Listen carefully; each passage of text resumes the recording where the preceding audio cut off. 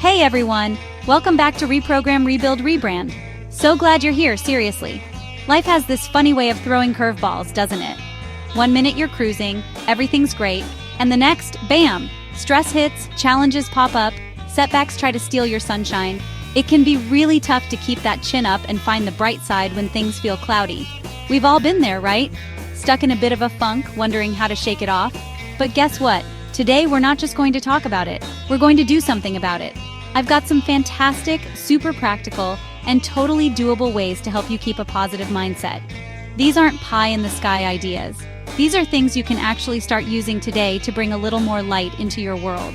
Think of it as your positivity toolkit, and we're about to fill it up with some awesome gear. So, if you're ready to reprogram that mindset and find a little more joy, even in the messy middle of it all, you're in the right place. We're going to explore 5 amazing tips, plus a little bonus one, because who doesn't love a bonus? It's all about finding what works for you and remembering that you have the power to shift your perspective. All right, enough chit-chat from me. Let's dive in and get this positivity party started. Woo! First, it's okay not to be okay. Suppressing emotions only makes things worse. Instead, name what you're feeling, like, I'm stressed about work. Write it down or talk to someone. Accepting your emotions is step 1 to overcoming them.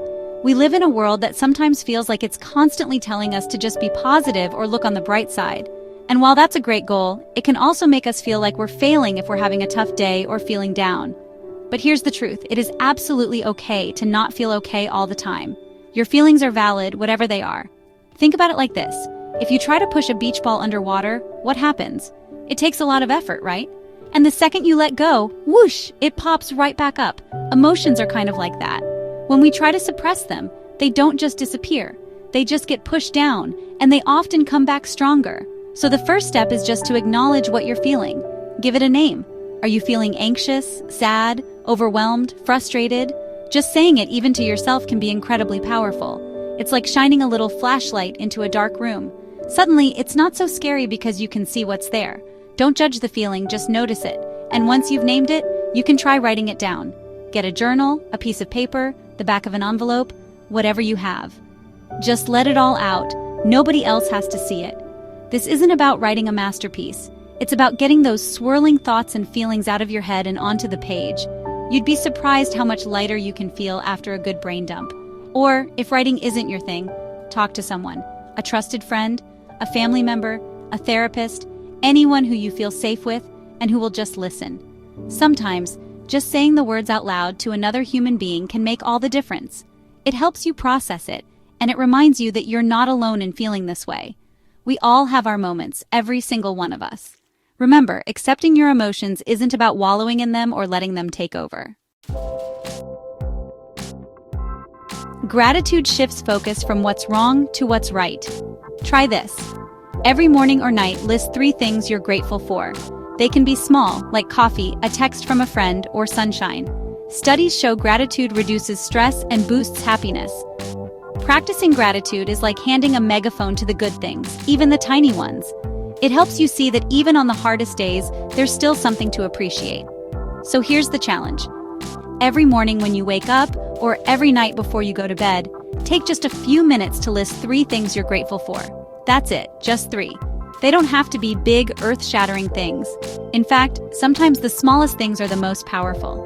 Maybe it's the taste of your morning coffee, that first warm sip that just makes everything feel a little bit better.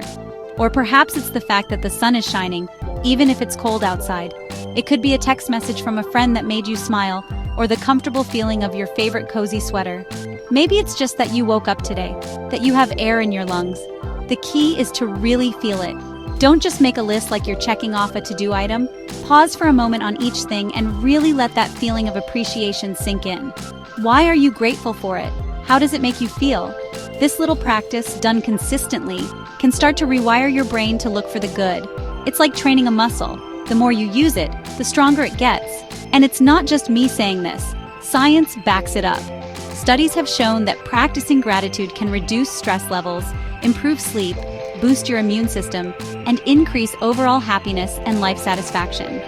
How amazing is that? All from just taking a few moments each day to notice the good stuff that's already around you. Negativity is contagious. Protect your mindset by reducing doom scrolling or toxic media. Follow inspiring accounts instead. Your environment shapes your thoughts. Choose positivity. Let's get real about something that can seriously sabotage our efforts to stay positive. All that negativity floating around out there. It's like a sneaky little virus, and it is super contagious. You know what I'm talking about? That endless stream of bad news, the social media comparisons, the Debbie Downers in our lives. It can really weigh you down if you're not careful. So this tip is all about protecting your precious mindset. Think of your mind like a garden. If you let weeds take over, they'll choke out all the beautiful flowers you're trying to grow. Negativity is those weeds. And just like a gardener, you have to be proactive about pulling them out and creating an environment where the good stuff can flourish. This means being mindful of what you're letting into your brain. One of the biggest culprits these days? Doom scrolling. Oh boy, we've all been there, haven't we? You pick up your phone for a quick peek, and suddenly an hour has gone by, and you're just scrolling through an endless feed of upsetting news, arguments, or things that make you feel bad about yourself. It's a trap. So the first step is to become aware of it and then consciously choose to reduce it. Maybe that means setting time limits for social media or news apps. Or perhaps it's about unfollowing accounts or news sources that consistently leave you feeling anxious, angry, or drained. You have control over your feed. Curate it like you're curating an art exhibit. Fill it with things that inspire you, that make you laugh, that teach you something new, or that just make you feel good. Okay, who's ready to move? Because our next tip is all about getting that body going to give your mind a fantastic boost. I'm talking about exercise, but don't worry, you don't have to suddenly become a marathon runner or a champion weightlifter, unless you want to, of course. Even a little bit of movement can make a huge difference to how you feel, both physically and mentally. It's like a magic pill, but it's free and fun. Here's the science bit. When you exercise, your brain releases these amazing chemicals called endorphins. They're like natural mood lifters, your body's very own feel-good chemicals. They interact with the receptors in your brain that reduce your perception of pain and also trigger a positive feeling in the body.